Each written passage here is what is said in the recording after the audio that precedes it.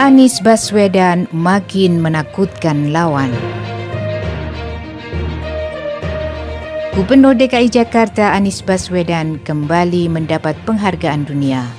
Penghargaan kali ini datangnya dari Transformative Urban Mobility Initiative, sebuah lembaga dunia dengan agenda mengubah mobilitas untuk kepentingan manusia dan lingkungan dengan tujuan untuk masa depan. Anies dinobatkan oleh TUMI bersama sejumlah tokoh dunia lainnya menjadi 21 Heroes 2021 untuk bidang transportasi. Sebagian besar yang mendapat penghargaan adalah para pejabat dari berbagai belahan dunia. Banyak di antaranya adalah wali kota, gubernur dan menteri bidang transportasi.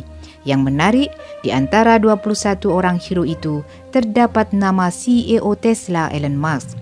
Musk dikenal sebagai penggiat yang gigih dalam pengembangan mobil listrik ramah lingkungan.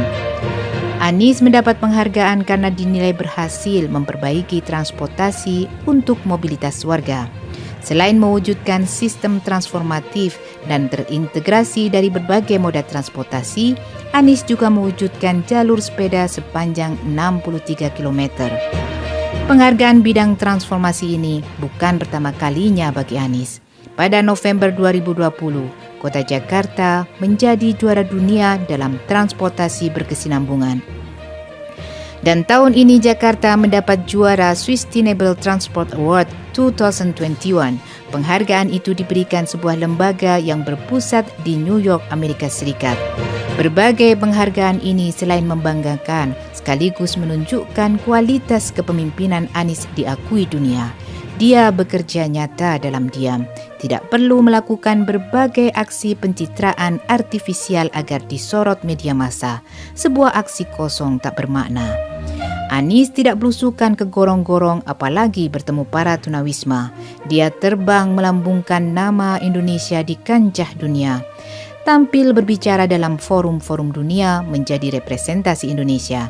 Sementara kota Jakarta dibawanya menjadi kota yang beradab, layak dihuni, sejajar dengan kota-kota maju dan modern di berbagai belahan dunia.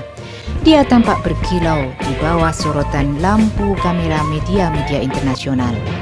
Sejak di bawah kepemimpinan Jokowi, Indonesia seperti negara paria di mata dunia, tidak diperhitungkan. Presiden Jokowi selama 5 tahun periode pertama selalu absen menghadiri sidang umum Majelis PBB.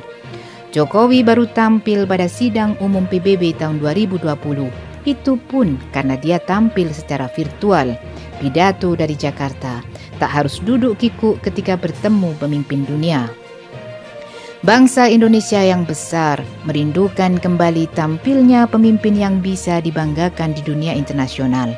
Pemimpin yang bisa duduk dan berdiri sejajar, bercengkrama dan berdialog dengan para kepala negara lain dunia. Pemimpin yang fasih berbicara menyampaikan gagasan besar Indonesia untuk dunia. Pemimpin yang cakap berdiplomasi memperjuangkan kepentingan Indonesia. Bukan pemimpin yang gagu, gugup dan gagap ketika tampil di forum-forum dunia. Di masa lalu Indonesia selalu tampil dalam forum-forum dunia sebagaimana bunyi amanat konstitusi, ikut mewujudkan ketertiban dan perdamaian dunia. Di masa Orde Lama, Presiden Soekarno adalah salah satu tokoh penggagas gerakan non-blok. Soekarno adalah singa podium di pentas dunia. Di masa Orde Baru, di bawah kepemimpinan Presiden Soeharto, Indonesia adalah Big Brother di Asia Tenggara. Indonesia juga tampil menjadi pemimpin negara-negara Organisasi Konferensi Islam atau OKI. Kepemimpinan Indonesia itu berlanjut di bawah B.J. Habibie, Abdurrahman Wahid, sampai Susilo Bambang Yudhoyono. Tampilnya Anies dalam pentas dunia, walaupun kapasitasnya sebagai seorang gubernur, seperti sebuah air sejuk yang mengobati dahaga bangsa Indonesia.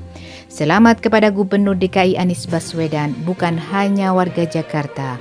Bangsa Indonesia juga patut bangga dan berterima kasih.